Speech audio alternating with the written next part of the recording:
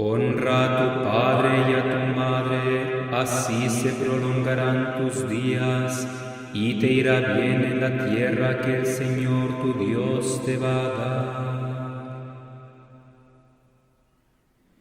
Cristo, Hijo de Dios vivo, ten piedad de nosotros.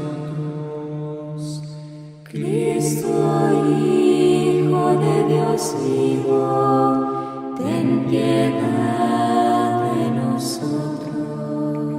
Tú que fuiste obediente a María y a José, ten piedad de nosotros. Gloria al Padre y al Hijo y al Espíritu Santo. Cristo, Hijo de Dios vivo, ten piedad de nosotros.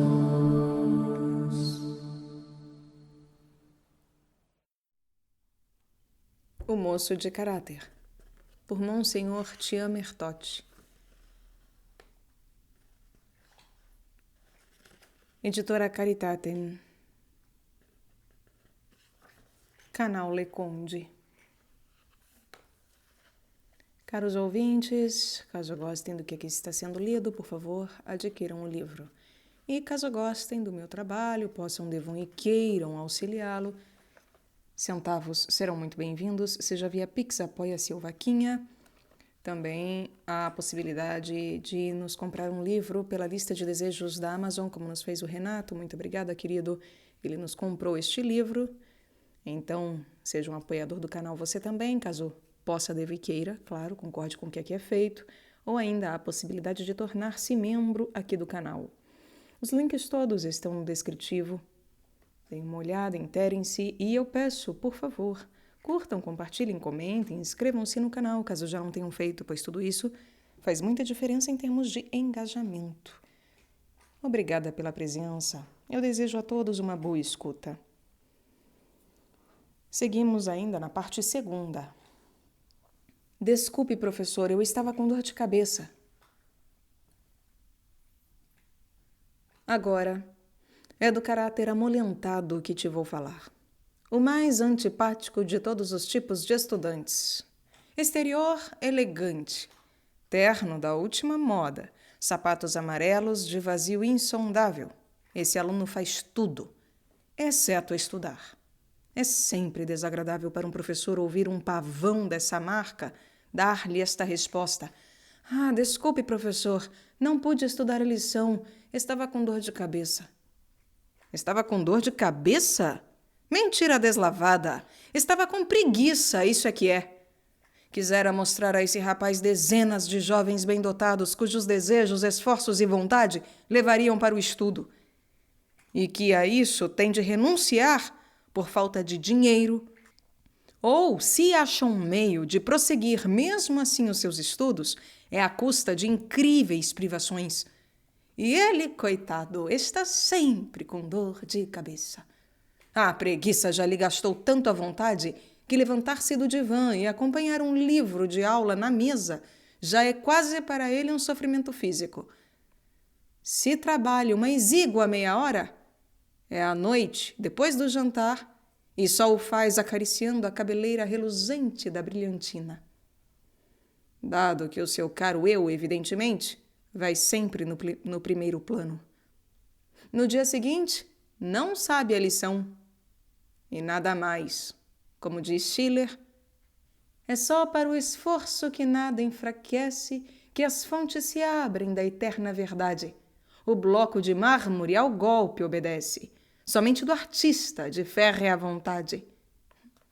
É só para o esforço que nada enfraquece, que as fontes se abrem da eterna verdade. O bloco de mármore ao golpe obedece. Somente do artista de férrea vontade. Cada um de nós tem constante necessidade dos bens deste mundo, alimentos, roupas, etc., e cumpre que lhes paguemos o preço. Ora, é graças ao nosso trabalho que podemos fazê-lo. Aquele que não trabalha é, pois, uma carga para a sociedade. Consome continuamente, sem jamais substituir o que se usa ou destrói. No entanto, São Paulo nos diz tão simples e claramente na sua epístola aos Tessalonicenses que aquele que não trabalha não merece comer. O trabalho é uma obrigação de todos para todos, e não só para os que a necessidade obriga a ganhar a vida. Sim, meu filho, cumpre que trabalhes, mesmo se és rico, mesmo se tens em profusão os bens deste mundo, pois a ociosidade gera a ruína moral e o perecimento espiritual. Quem não estuda não pode julgar o mundo de maneira equitativa. Torna-se escravo dos homens mais instruídos, ainda quando em aparência estivesse assentado em um trono real. Pelo contrário, quem trabalha muito não tarda a ser tomado por um homem sábio. A sua voz repercute longo tempo, ainda depois que seu corpo de novo se tornou em pó. Os grandes poetas clássicos falam-no ainda por suas obras-primas com um frescor sempre vivo. Platão, que pode ser ouvido aqui no canal, ensina-nos a sabedoria. Virgílio, Dante, Shakespeare emocionam-nos sempre, e, no entanto, morreram há muitos séculos. O fruto do trabalho é um monumento muito mais duradouro que o bronze. O fruto do trabalho é um monumento muito mais duradouro que o bronze. Monumentum aere perennius. Se os estudantes, que estão sempre com dor de cabeça, se dignassem meditar estas verdades. A abelha e o zangão. Não é sem motivo que se costuma citar a abelha como um modelo de diligência. A aplicação laboriosa com que ela recolhe o mel de flor em flor é coisa admirável. A abelha atarefada e o estudante estudioso se assemelham. Nós outros homens, mormente quando ainda estudantes, devemos tirar de muitos livros, de muitas observações e experiências, os conhecimentos que nos serão necessários na vida, o que reclama de nós uma perseverança infatigável. A semelhança, porém, entre a abelha e o estudante vai mais longe. Ambos têm uns parentes nada honrosos. A abelha tem um primo degenerado, o zangão. Ele tem traços comuns com a prima. Zungue exatamente da mesma forma e é até mesmo mais forte. Voa também de flor em flor. Às vezes pousa em um rochedo com perfeita seriedade, como se quisesse dizer: eu tiro mel até mesmo de pedra. Mas ao cabo de um dia todo de atividade, volta sempre sem mel para casa. Ora, como é que faz o zangão estudante? Fica sentado diante de um livro aberto, exatamente como os camaradas. Folheia-o como eles e até mais. Arregala os olhos com absoluta seriedade, como se também dissesse: eu tiro ciência até da capa do livro. A mamãe acarinha-o compassiva: meu pobre filho, você se cansa demais. Mas ele apenas finge aplicar-se ao estudo, porque se as ideias lhe sucedem na mente, não tem, contudo, o mais das vezes, relação nenhuma com a lição. Isso ainda não seria nada, mas sucede também que imagens e fantasias malsãs achem asilo ali. A semelhança com o zangão torna-se ainda mais completa. É no monturo que as larvas desse inseto se desenvolvem quase sempre. O livro dos Provérbios do Antigo Testamento, que pode ser ouvido aqui no canal, esboça um excelente retrato do homem preguiçoso, que quer e não quer, que morre ferido pelos próprios desejos, pois não é sua vida toda apenas encadeamento sem fim de suspiros e de desejos infrutíferos? O preguiçoso nunca pode resolver-se a coisa alguma. Enxerga em um trabalho 10 vezes mais dificuldades do que existem realmente. Sente arrepios ante a menor tarefa e acaba quase sempre por furtar-se a ela. Um leão está passeando lá fora. Poderia estrangular-me na rua, diz ele consigo arrepiado. Essa lição de álgebra, é horrivelmente difícil. É-me impossível aprendê-la. E fecha o livro, antes mesmo de começar. Tenta tudo. Tem uma pequena ideia de tudo, mas não sabe nada seriamente. Parece-se com esses canivetes grossos, que além da lâmina trazem um saca-rolhas, uma colher minúscula, uma tesoura e um abotoador. Ferramenta completa. mas de qualidade inferioríssima. Como te lastimo, pobre estudante zangão, que assim percas os melhores anos da tua juventude. Agrou que tinha perdido a cauda. Muitíssimos moços demonstram verdadeiro talento em perder seu tempo durante os 8 anos tão importantes dos seus estudos secundários que pouquíssimo aproveitam. Vão ao colégio só porque são obrigados a isso, mas a metade do coração e da cabeça, os olhos e os ouvidos, estão sempre alhures. É distraidamente que eles ouvem as explicações do professor. Estão quase totalmente preocupados com a partida de futebol a que se entregarão à saída da aula. De vez em quando voltam à realidade, mas é só por alguns minutos. Depressa tornam a mergulhar nas aventuras maravilhosas de Hércules, que estão lendo por baixo da carteira. Se o professor se levanta da cátedra, eles se endireitam subitamente para segui-lo com um olhar tão inteligente como se tivessem descoberto o lacre. Lastimo-os de todo o coração a esses pobres jovens. Lastimo-os porque o que eles fazem não tem o menor valor. Por mais que pretendam ser capazes de fazer ambas as coisas, prestar atenção simultaneamente ao ensino que lhes dão e à leitura do seu romance, a psicologia refuta-lhes a afirmação. O tempo passa para eles como para os alunos aplicados, mas ao passo que estes já sabem a lição após a explicação do professor, aqueles mal chegam a casa, descartam-se dos livros, porque não compreendem neles absolutamente nada. Por uma bela tarde de outono, um bando de grous se engrava o céu, por cima de nossas cabeças.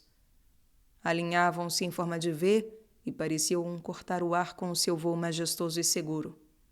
Mas a certa distância atrás, uma pobre retardatária batia desesperadamente as asas. Perdera as longas penas da cauda, que lhe serviam de leme, e por mais que se agitasse 2 vezes mais que as companheiras, não conseguia juntar-se a elas. O estudante de que acabo de falar parece-se com esse grou, que perdeu a cauda. Trabalha, mas sem fazer progresso.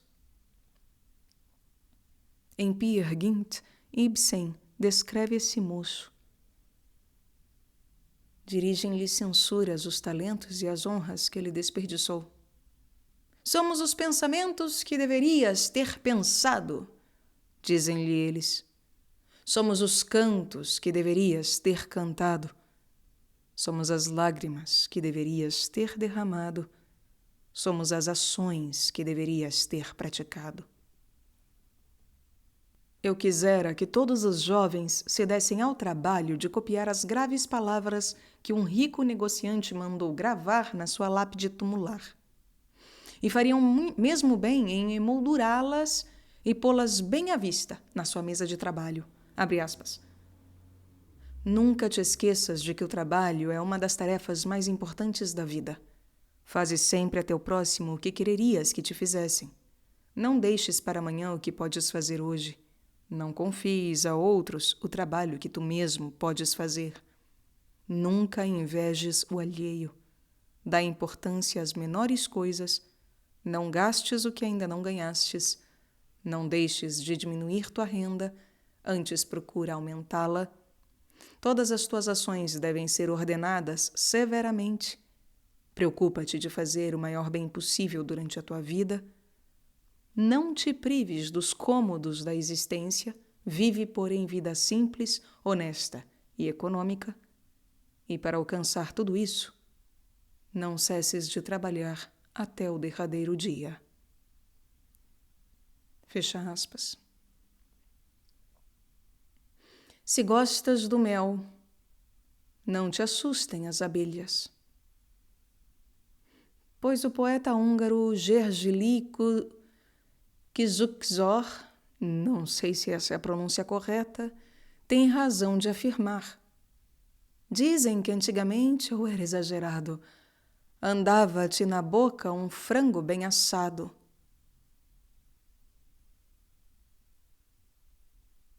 a chama vacilante de uma vela. Conheço rapazes de estranho temperamento, que trabalham todo o dia, tocam em tudo e, malgrado os seus esforços, são vítimas lamentáveis da sua falta de vontade.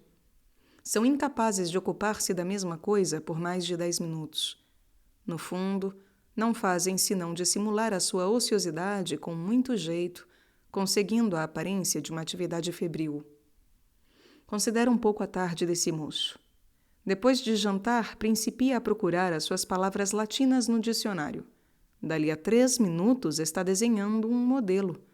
Logo, estirado em seu divã, lê em voz alta as campanhas de Napoleão. De repente fecha o livro. Acaba de lembrar-se de que, desde o meio-dia, estão expostas ao sol umas provas de fotografia. E corre a retirar os seus caixilhos. Toma em seguida um romance, lê 17 páginas e abandona-o para se pôr a resolver um problema de física. Mal começou o novo trabalho, vem uma mosca passear-lhe no caderno. Apanha-a com destreza maravilhosa, arranca-lhe uma asa e coloca-a debaixo de um pequeno microscópio. E a tarde está acabada. A mamãe o louva. Ah, meu pobre rapaz, como você estudou! Engana-se. O filho apenas aparentou trabalhar. Conta a história que o imperador Domiciano fechava-se muitas vezes em seu quarto a pretexto de estudar os mais graves negócios de Estado e proibia que o interrompessem. Mas, em realidade, era para divertir-se a apanhar moscas e espetá-las em alfinetes. Tal qual o estudante que, em presença da mãe, fica sentado com a gravidade de um juiz diante do seu res romane e que, apenas a mãe se afasta, abre o jornal dos esportes para lê-lo sofregamente. Aliás, um trabalho a que falta continuidade e método é muito mais fatigante do que um estudo seguido. E, além disso, não tem valor algum, pois o espírito do homem é incapaz de fixar-se com atenção em várias coisas ao mesmo tempo. Portanto, não é de admirar que o estudante que mexe em tudo, mudando continuamente de ocupação, só possa conseguir resultados medíocres. Esse rapaz, mesmo quando estuda, nada aprende bem e não retém nada das coisas sérias. Estudar atentamente durante 3 horas para brincar em seguida, com a consciência tranquila, durante outras 3 horas, isso vale 100 vezes mais do que ficar sentado diante dos livros durante 6 horas, cotovelos na mesa, sonhando e bocejando, sem brincar nem aprender. Quem assim faz só se levanta desiludido, como se fica sempre após todo o trabalho feito pela metade. O melhor estudante, o que virá um dia a ser um homem útil a seu país, é aquele que, durante o tempo dos estudos, se esquece dos que o rodeiam, do tempo, dos seus próprios cuidados, do mundo inteiro, enfim, para fixar toda a atenção na tarefa que tem diante de si. Suponho que não me censurarás por sustentar que, se alguém se puser a meditar em uma tese de Carnot enquanto dança uma quadrilha, arrisca-se a escorregar e a cair no assoalho. E assim, como has de querer que o que pensou na lição da dança da noite, por todo o tempo que deveria ter consagrado às suas tarefas, não receba uma baixa nota em aritmética? Não te intrometas em tudo. E nunca faças senão uma coisa só de cada vez. Porém, o que tiveres começado, leva-o ao fim e faze-o de todo o teu coração. Age quod o que estás fazendo, faze-o bem feito. Uma opinião moderna e errônea denomina homens ativos, espíritos criadores, os que saltam de um empreendimento para outro como almas penadas. Que monstruosidade! As grandes descobertas e as grandes invenções, as que verdadeiramente assinalaram um progresso da humanidade no campo da cultura espiritual ou técnica, nasceram todas de estudos laboriosos, feitos no silêncio fértil dos laboratórios, das bibliotecas e dos gabinetes de trabalho. Os grandes mestres da história, da ciência, da literatura, da arte ou da indústria devem todos o seu êxito à sua aplicação assídua, que longo trabalho concentrado jamais pôde diminuir. Se pudesse galgar os altos cimos de uma só arrancada heróica, muitos jovens estariam prontos a tentá-lo, mas é somente depois de centenas e milhares de passinhos curtos, ao cabo de esforços incansáveis, que se pode atingi-los. Antes, porém, é forçoso evitar muitos obstáculos, escalar inúmeros rochedos, içar-se sobre os picos, tornar a descê-los por vezes. Sobretudo, há-se de trabalhar sempre. Acredita-me, filho, não é o homem capaz de agir audaciosamente quando a ocasião se apresenta que merece o nome de herói. É o que sabe executar fielmente todas as pequenas ações da vida. Quando, depois do seu jantar, o repouso te convida, e, em vez de cederes ao sono, tomas nas mãos o livro de álgebra, aí sim dás prova de coragem. Quando de manhã seria tão bom ficar ainda algum tempo debaixo do cobertor bem quente, mas chegada a hora de levantar, pulas da cama sem tardança, aí dás mostra de coragem. Quando o sol de maio te sorri de fora e bem quiseras sair para brincar e te obrigas a ficar junto ao teu livro, se ainda não acabaste os teus deveres, isto também é coragem. Quando te desagrada fazer uma coisa e a fazes ainda assim e de bom gosto, porque é mandamento de Deus, é sempre coragem, sempre heroísmo. A lebre e o caracol. A lebre e o caracol decidiram um belo dia apostar corrida. A meta era a orla de um bosque em frente. O caracol pôs-se a caminho com ardor, suave e se esforçava. A lebre ficou rolando no chão ao sol, contente de si e certa da vitória. Pobre animal, pensava ela, por que tanto trabalho? Um salto ou dois e eu passarei tão depressa que nem sequer me enxergará mais a cauda. Mas o caracol trabalhava, rojava-se, deslizava avançada. E quando a lebre se arrancou enfim a seu doce devaneio, o rival não estava senão a alguns centímetros do bosque. Olá, olá, meu amigo, vamos nós, agora! Gritou ela. Um salto, 2 saltos, mas, antes que desse o terceiro, o caracol tinha chegado. A perseverança e a aplicação podem sobrepujar o talento. A primeira condição do trabalho intelectual é também a perseverança. O provérbio francês que diz o gênio é a paciência não é bem exato, mas está longe de ser totalmente errado. Poderia dar-te uma longa lista de jovens bem dotados que foram vítimas das suas aptidões demasiado brilhantes. Terminaram vitoriosamente os estudos secundários, sem se darem o menor trabalho. Porém, lançados em seguida na vida, nada produziram, porque não se haviam habituado a um trabalho perseverante. Nunca chegaram a ser alguma coisa. Em compensação, muitos dos nossos homens mais eminentes tinham apenas dotes medianos no tempo dos estudos, mas souberam suprir os seus talentos por uma vontade de ferro e indefesso trabalho. O estudo fácil pode tornar-se perigoso para muitos moços. Eu posso passar sem estudar, sou tão inteligente, dizem eles. Entretanto, mesmo que fosse verdade, a inteligência não é o saber, é apenas um meio de adquiri-lo. Conheci muitos estudantes inteligentíssimos que nem sequer terminaram os estudos, porque se recusavam a utilizar os talentos que Deus lhes dera. O trabalho perseverante consegue tudo. Labor omnia ventit improbus. O caracol pode passar a lebre, diz Virgílio. Gênio ou perseverança? Um trabalho pertinaz mantido longo tempo assemelha-se à água que corre tranquilamente há séculos.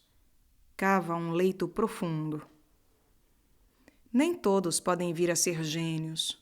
Isso só é de muito poucos. Mas todo homem deve escolher um ideal excelso a que visará em seguida durante toda a sua vida com assídua perseverança. Um ideal que ele jamais deverá perder de vista e que será como que a medula ou a espinha dorsal da sua atividade, O próprio gênio está sujeito a essa lei. Deve ater-se profunda e apaixonadamente a certo ramo da arte ou da ciência. As obras de arte e as conquistas científicas que maior honra fazem ao espírito humano não são fruto de uma inspiração passageira do gênio, mas de uma paciência infatigável, igual à das formigas. De consequência, os jovens de talento mediano também podem pretender resultados admiráveis se tiverem uma vontade ativa e perseverante, pois o segredo do êxito neste mundo é nos fixarmos com um quero tenaz a um ideal sublime. A única diferença entre o grande homem e o homem insignificante não é, muitas vezes, senão uma energia toda-poderosa e uma vontade implacável que falta a este e caracteriza aquele. A perseverança, a aplicação e o trabalho têm feito incomparavelmente mais bem ao mundo do que o gênio com os seus mais brilhantes dons. Sem aplicação assídua, não há recompensa. O trabalho inspira sempre respeito. Depressa, depressa, acabemos com isto quanto antes. Eis a divisa de muitos estudantes. Pois bem, sabes quanto tempo Dante levou para arrematar a sua obra imortal, a Divina Comédia, que pode ser ouvido aqui no canal? 30 anos justos. Dante levou 30 anos para arrematar a sua obra imortal, a Divina Comédia. Dickens, grande escritor inglês, disse que cada um dos seus livros lhe havia custado um trabalho enorme. O historiador americano Prescott já estava quase completamente cego quando, para terminar sua grande obra Fernando e Isabel de Espanha, achou que lhe era indispensável aprender línguas modernas e consagrou a isso 10 anos. Newton, célebre astrônomo, recomeçou 15 vezes a sua cronologia, até ficar satisfeito. Tiziano, pintor imortal, enviando o seu quadro A Última Ceia ao imperador Carlos V, escrevia-lhe: Senhor, envio-vos um quadro no qual durante 7 anos trabalhei quase todo dia e muitas vezes também de noite. Virgílio empregou 20 anos a compor sua Eneida e antes da morte queria destruí-la, não achando-a bastante boa. Fénelon recopiou 18 vezes o seu livro tão célebre sobre a educação intitulado Telêmaco e na última vez ainda o retocou muitíssimo. Thomas Edison mal saíra da infância e já passava a parte das noites a ler não romances, mas obras científicas sobre mecânica, química e eletricidade. Tolstói era o mais severo dos críticos em relação aos próprios livros. Gostava de dizer que era preciso lavá-los e penetrá-los muitas vezes para retirar deles grãos de ouro. Corrigia não só os rascunhos, como também as cópias, tomando sempre a terceira redação por texto definitivo, e ainda não era raro que a retocasse também. Stephenson trabalhou 15 anos a aperfeiçoar sua locomotiva, antes de conhecer a glória. Walt quebrou a cabeça durante 30 anos, antes de achar a máquina a vapor condensado. Herschel quis construir um espelho côncavo para um dos seus telescópios. O primeiro não o satisfez, o segundo tampouco. Fez um terceiro, um quarto, um centésimo, que lançou fora como os outros. Construiu mais de 200 espelhos côncavos até produzir um que fosse absolutamente perfeito. Mas saiu vencedor. Bem vês que a perseverança e a aplicação são auxílio poderoso até para os maiores gênios. Quando perguntaram a Newton, indubitavelmente dotado do espírito excepcional, como chegar a fazer as suas grandes descobertas, respondia modestamente: refletindo muito. Somos quase tentados a dizer que ele era de uma aplicação exagerada, pois para repousar apenas mudava o objeto dos seus estudos. Magnífico exemplo que ilustra os brilhantes resultados, frutos de exercícios precoces e disciplina, achamos na vida de Robert Peel, um dos maiores oradores do parlamento inglês, o qual refutava os argumentos dos seus adversários políticos uns após outros com memória admirável. Seus talentos, entretanto, não iam acima da mediânia. De onde lhe vinha, então, essa excelente memória? Bem criança ainda, seu pai fazia-o trepar a uma mesa todo domingo ao voltar da igreja e o obrigava a repetir o sermão que acabava de ouvir. A princípio, isso não deu lá grande resultado. Porém, com o tempo, o exercício lhe afinou tão bem a memória que Pio podia repetir o sermão quase palavra por palavra. E foi a esse duro trabalho que lhe deveu os seus grandes triunfos políticos. Stephenson, o inventor da máquina a vapor, era filho de pais tão pobres que não puderam mandá-lo à escola. Depois de trabalhar 12 horas por dia junto às máquinas, passava uma parte das noites a aprender a ler e a escrever. Só aos 19 anos soube escrever o nome. Seu único prazer era instruir-se, e a isso se entregava, mesmo durante o jantar. Não era raro vê-lo resolver problemas de aritmética, escrevendo com giz na capota negra dos carros de praça. Na trincheira. Para muitos, o temperamento não favorece bastante este trabalho tenaz e sem trégua. Falo dos que se inflamam facilmente, como fogo de palha, e que não sabem ficar tranquilamente sentados junto a um trabalho metódico. Durante a Guerra Mundial, os homens dessa índole partiam para o ataque com um heroísmo invencível, sem a menor preocupação de perder a vida. Mas ficar inativos durante semanas inteiras no fundo de uma trincheira absolutamente não era do gosto deles. E, entretanto, afinal de contas, foi o método das trincheiras que nos assegurou a vitória. Assim também na vida, não são nem os rasgos heróicos, nem os entusiasmos súbitos que nos fazem alcançar o êxito, e sim o trabalho perseverante e contínuo durante anos e dezenas de anos. Esse trabalho pode parecer-te árduo à primeira vista, mas cumpre que nele te exercites, custe o que custar. Foi essa paciência inabalável que levou às pirâmides do Egito, à custa de incrível trabalho. Foi ela que fez com que os monges da Idade Média escrevessem e recopiassem as obras dos clássicos gregos e latinos ao pálido clarão das suas luzernas durante toda a sua vida.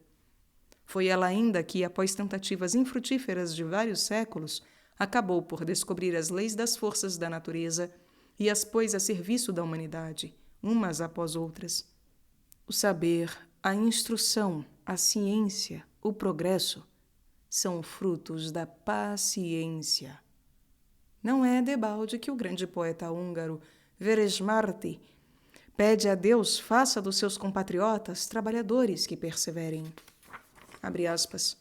Vem ajudar-nos, Deus, e em nosso povo infunde alento novo. Faz que acabemos, bons trabalhadores, todos nossos labores, e que nunca esperemos dos irmãos o que está em nossas mãos. Fecha aspas. Hino nacional. E o grande compositor Haydn bem podia dizer: o segredo da arte consiste em concentrar todas as forças naquilo que resolvemos fazer. Fazemos melhor não começando absolutamente nada do que saltando de um projeto ou trabalho para outro projeto ou outro trabalho.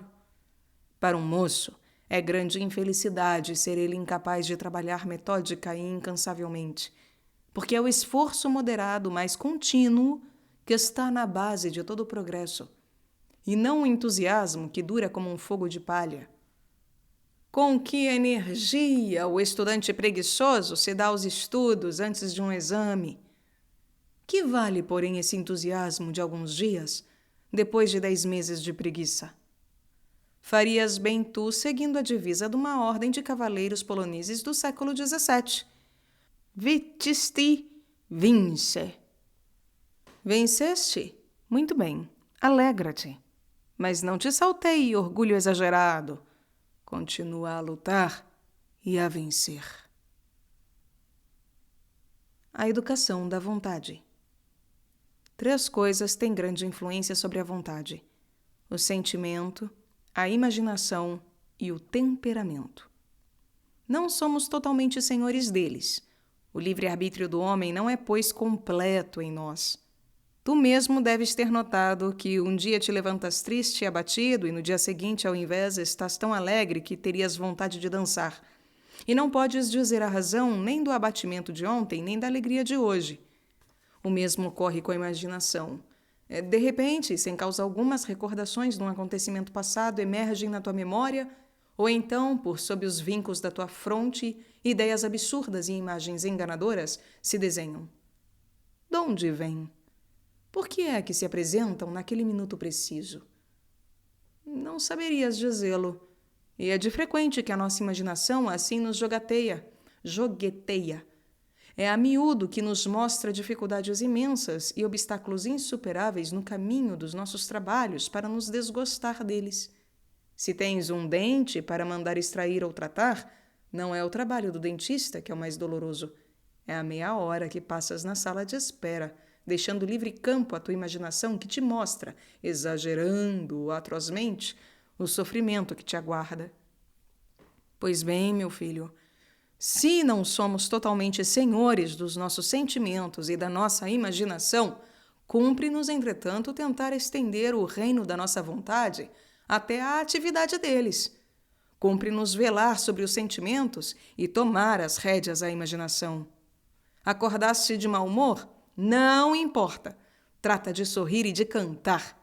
Já estarás vitorioso, em parte ao menos. Tens um trabalho de álgebra para fazer. Tua imaginação pinta-o sob imagens assustadoras. Escuta, esse problema é tão difícil que vais suar frio. Pois bem, contradize-a. Dize-lhe, não é verdade. És uma mentirosa, minha querida imaginação. A solução não é tão terrível assim. Tu aumentas as dificuldades para que pareçam maiores do que são, pois afronto-as.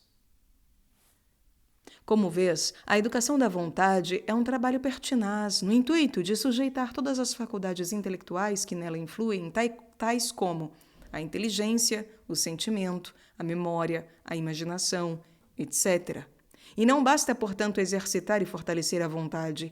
É preciso, sobretudo, esforço para colocá-la tão completamente quanto possível a serviço dos fins espirituais mais elevados, isto é, pô-la sem reserva sob o império da alma. Aquele que quer tornar-se um caráter firme deve exercitar-se em governar seus sentimentos, na medida em que pode. A causa de muitos pecados, dureza, pensamentos de inveja e maldade, ofensas irrefletidas, brigas, estas, sobretudo, não está numa vontade má, porém numa vontade fraca, que ainda não sabe erguer-se ante os sentimentos que surgem de imprevisto. Não há necessidade de esforços extraordinários para vencer um pequeno mau-humor, por exemplo. E, contudo, quantos preferem sofrê-lo, demasiado preguiçosos que são, a se entregarem a esse pequeno trabalho? O exercício dos sentimentos é, pois, ao mesmo tempo exercício da vontade. A influência do sentimento sobre a vontade não consiste só em aliciá-la à ação. Faz-se sentir até sobre o seu exercício e sobre a sua perseverança. Quem, pois, ousará negar que um benefício brota 100 vezes mais do calor do coração do que do frio lume da razão? E um motivo a mais ainda para educar os sentimentos é que a vontade, obrando sem o coração, poderia facilmente transformar-se numa máquina de querer, insensível, egoísta e teimosa. O que não faria de ti mais do que uma vil caricatura do jovem de caráter impecável que queres ser. O homem de reflexão esforça-se não só por vencer seus sentimentos tristes e substituí-los por outros mais alegres, mas também por conservar sempre a paz de sua alma. O corpo e a alma estão estreitamente unidos em nós. Quando te sentires desanimado, quando vires a tristeza invadir-te a alma sem que saibas por quê, tenta pôr um sorriso nos lábios, esfrega jovialmente as mãos e verás que a tristeza há de desaparecer. Quando sofreres de uma dor física, ocupa tua mente com pensamentos alegres e esquecerás, em parte, os sofrimentos. Mesmo se uma desventura te sobrevier, procura tirar dela proveito espiritual. Deficendo discamus. Aproveitemos até mesmo as nossas faltas. Roubaram-te a carteira no ônibus? Não te encoleirizes, mas reflete um pouco. Como pudeste estar tão distraído que o não notaste? E que precauções tomarás no futuro para que isso não mais te aconteça? Alguém te pisou o pé? Então não deixes escapar o arre furioso que te queima os lábios, mas dize baixinho: esta dorzinha vale-me ao menos um pouco de domínio sobre mim mesmo. Queres, pois, ser um rei onipotente?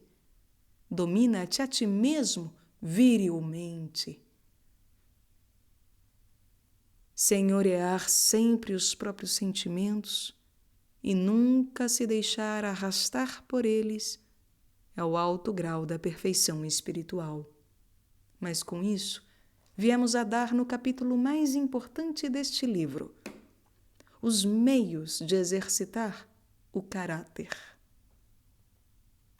Fim da segunda parte.